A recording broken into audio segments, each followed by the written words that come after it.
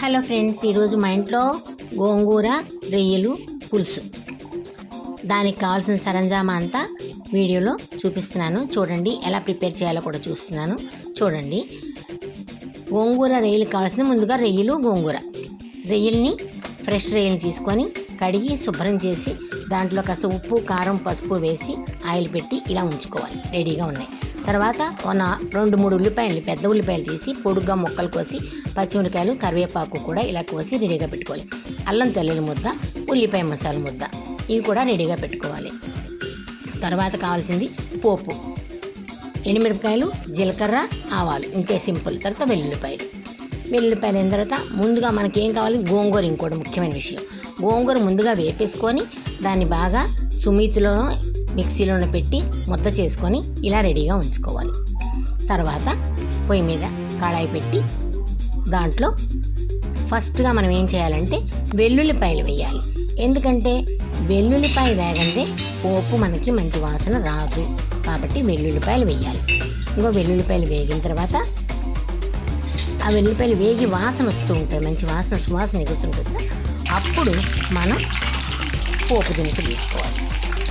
పోపు దినుసులు వేసి పోపు దినుసులు వేగిన తర్వాత మనం ఏం చేయాలంటే మనం రెడీగా పెట్టుకున్న ఉల్లి ముద్ద ఉంది కదా, ముందు ఉల్లి మసాలా ముద్ద వేయాలి.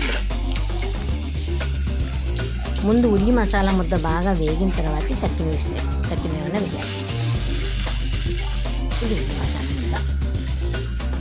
అది రావడం లేదు చూడండి, నాకు చేత్తోనే వేయాలి. కొంచెం చేతి వేస్తాను.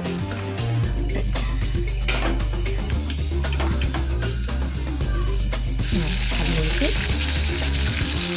బాగా నూనె తీలిపోయే వరకు వేపాలి. అంటే నూనె విడిపోవాలి.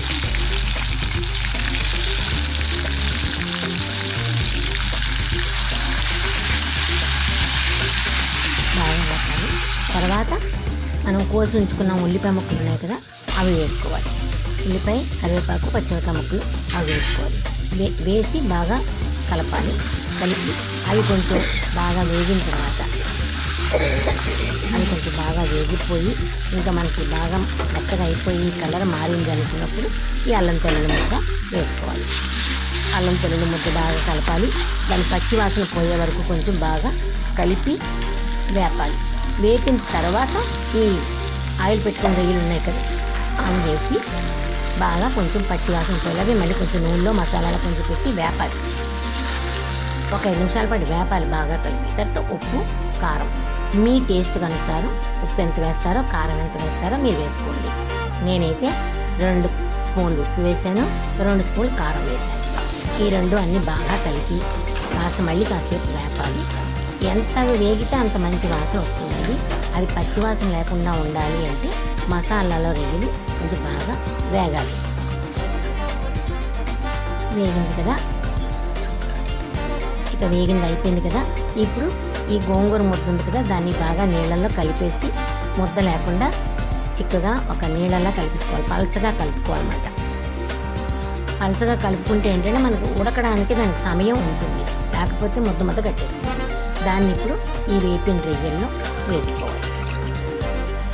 వేసి కలిపి పెట్టాలి. కొంచెం బాగా కలిపెట్టి కావాలి ఇంకా కొంచెం చిక్కగా ఉంది, ఉడకడానికి ఇంకా సరిపోలేదు బాగా అనుకుంటే మరి కొంచెం నీళ్లు పోయచ్చు. చూడండి, ఇంకా ఇక్కడ చిక్కగా ఉంది కొంచెం, కాబట్టి నేను మరికొంచెం నీళ్లు వేసుకుంటాను. అందులో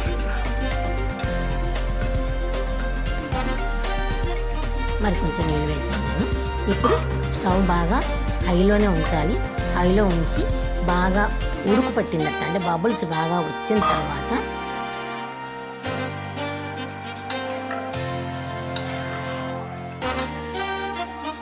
ఉడుకు పట్టిన తర్వాత కొంచెం బాగా ఉడుకు పట్టాలి. ఉడుకు పట్టిన తర్వాత స్టవ్ని మనం సిమ్లో పెట్టేసుకోవాలి. ఇలా కొంచెం బాగా ఉడకాలి. బాగా హై ఫ్లేమ్లో కాసేపు ఉడకాలి. ఉడికిన తర్వాత మనం స్టవ్ని ఇలా సిమ్లో పెట్టేసుకోవాలి.